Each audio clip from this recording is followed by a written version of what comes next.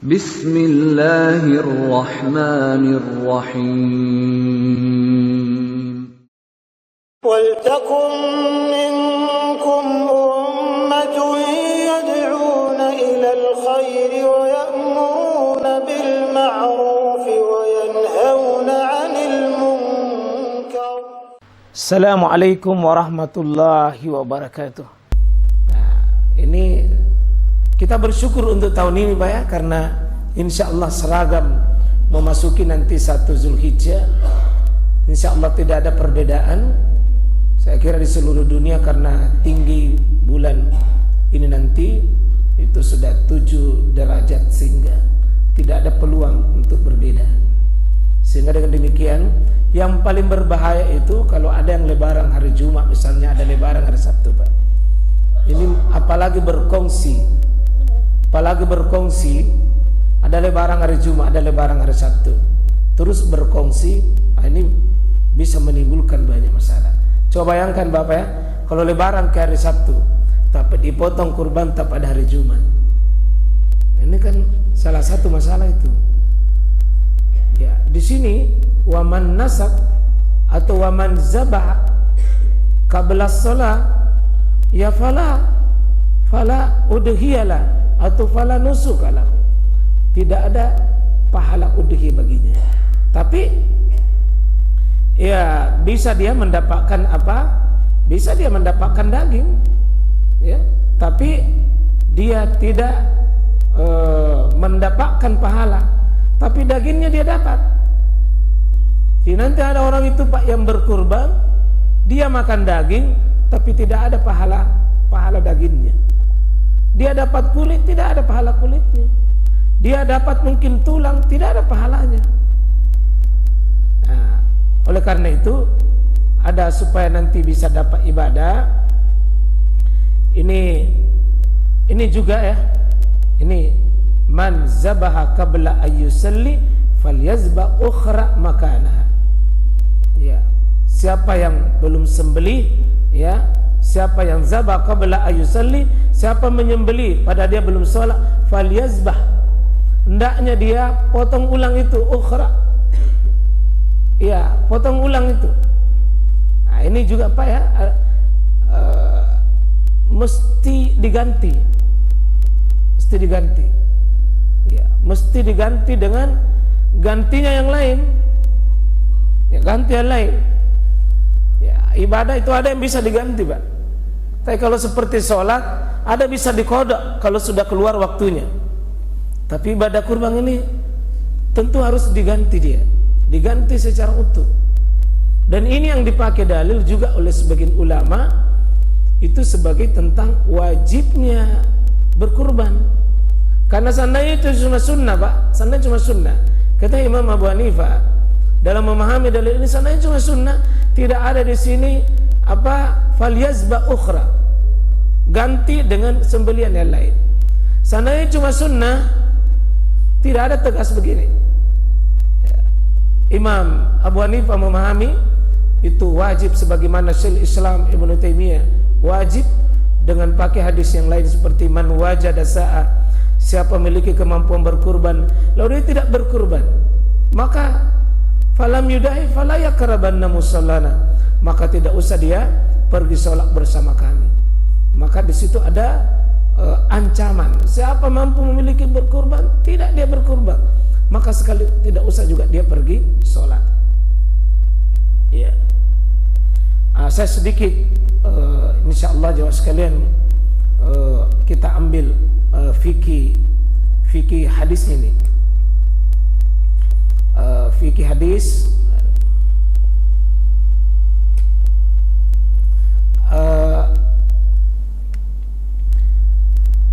kita mau berkurban itu Pak, mau beribadah, walau kita niat untuk berkurban, tapi jika waktunya salah, maka ibadahnya batal.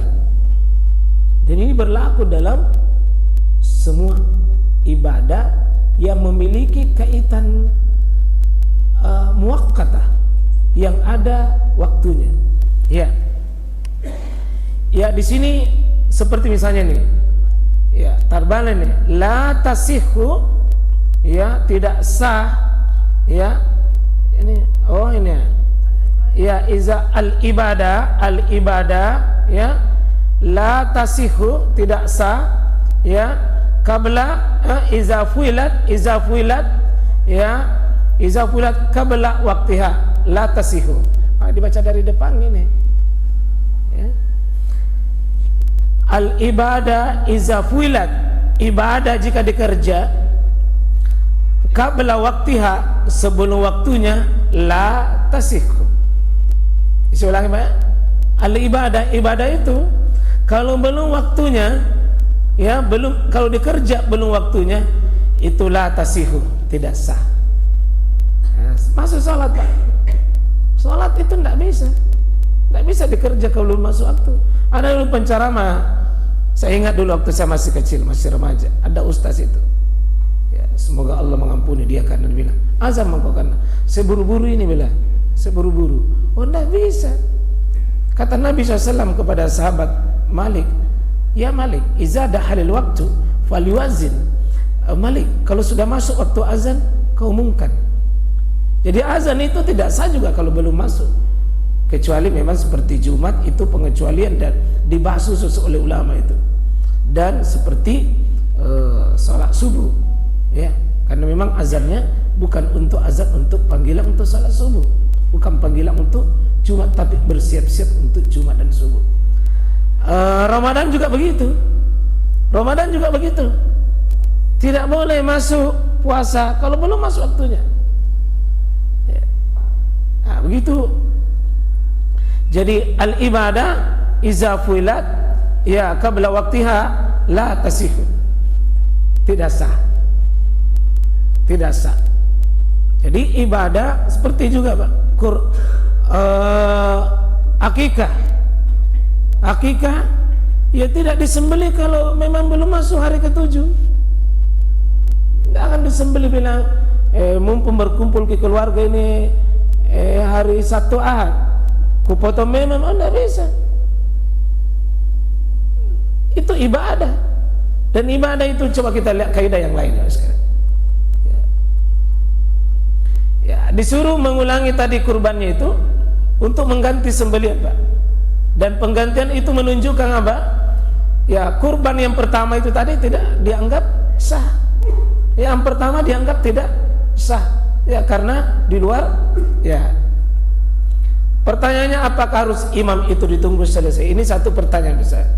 Kan ditunggu misalnya, ya, misalnya kata Nabi SAW, man zabaha qabla salah, salatnya kan, berarti salatnya kan salat dulu baru khutbah, salat dulu baru khutbah. Apakah harus menunggu itu imam selesai? Tidak ada keharusan bahwa harus selesai Pak, tapi tidak afdal, tidak bagus kalau dipotong imam itu orang belum selesai. Ada khilaf di sini. Pendapat kuat ini cukup setelah selesai sholat id di daerahnya. Jadi kalau misalnya setempat itu sudah selesai, sudah sholat itu sudah bisa, ya. Ya, tetapi pada umumnya kita tidak ada yang berani melakukan penyembelihan kalau belum khutbah, ya, belum khutbah. Ya, sebagian ulama ini menunggu imam khutbah.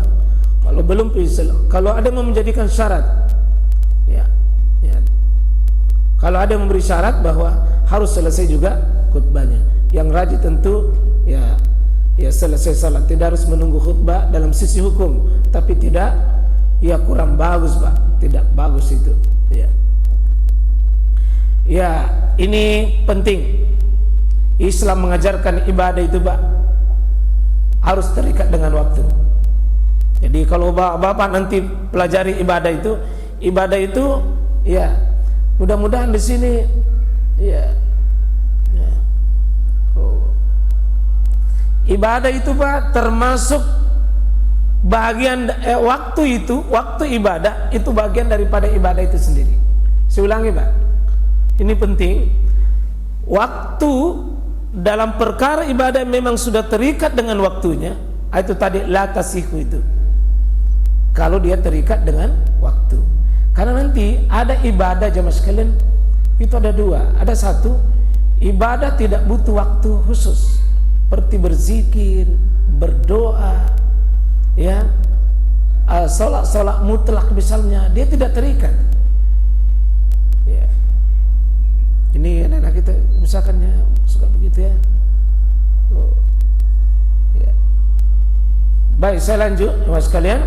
Jadi ibadah itu jangan kita abaikan waktunya. Nah, ibadah itu salah satu dari perhatikan waktunya, jenisnya, jumlahnya, tempatnya, sebabnya, kaifiatnya. Salat Pak ya, salat terikat tata cara, terikat juga dengan waktu. Jangan salat belum masuk waktu. Jangan salat dengan seenaknya berapa rakaat. Ada ketentuan kaifiat, terikat dengan cara. Salah kaifiatnya, salah salatnya. Termasuk kurban nanti Nabi sudah atur. Ada termasuk jenis onta, sapi, kambing, domba. Menyembeli di waktunya, tapi bukan jenisnya, tetap uang kurbannya ditolak. Contoh, menyembeli ayam, banyak sekali Pak. Satu mobil truk dia sembeli, satu kampung dia sembeli untuk sembelikan. Tapi ayam, dia dapat daging ayam, tapi bukan pahala kurban dia dapat, karena tidak sesuai jenisnya.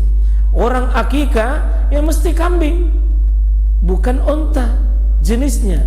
Orang pergi haji terikat dengan waktu, terikat dengan tempat, terikat dengan jangan pergi haji lalu haji di bawah karayang. Meskipun ada ihramnya, ada mikatnya, ada tawafnya, ada sa'inya, ada tahallulnya, ada ukufnya, ada mabitnya, ada musdalifahnya dia anggap, tapi ini menyelisih tempat.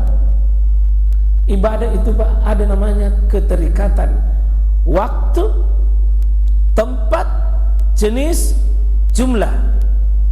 Jadi ada berapa ibadah-ibadah itu Pak mesti terikat dengan jumlah.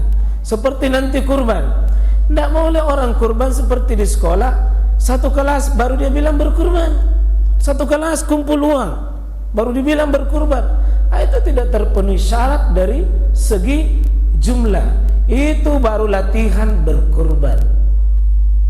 Ya. Kalau misalnya satu kelas, kumpul 7 orang, baru berkurban, itu boleh.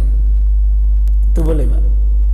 Karena maksimal maksimal 7, 6 boleh, 5 boleh, 4 boleh, 2 boleh. Ya. Jadi jamaah sekalian rahmatullahi Allah Subhanahu wa taala, ini penting Pak, karena banyak sekali orang itu beribadah remehkan waktu. Ada sebagian ibadah itu Pak sangat terikat dengan waktu. Seperti ini masalah kurban ini. Man zabaha qabla shalah falyuid atau falyazbal ukhra. Sembelih yang lain. Iya. Ya. Ada yang mau disampaikan Bapak, Ibu, sesuatu yang berkaitan dengan ibadah tentang ini kaidah fikih yang bagus sekali, bahwa al-amalu muaqqatah la tasihu qabla waqtiha. Amal itu yang memiliki keterikatan dengan waktu tidak sah sebelum waktunya. Ya, amal manapun Pak, ini kaidah besar ini.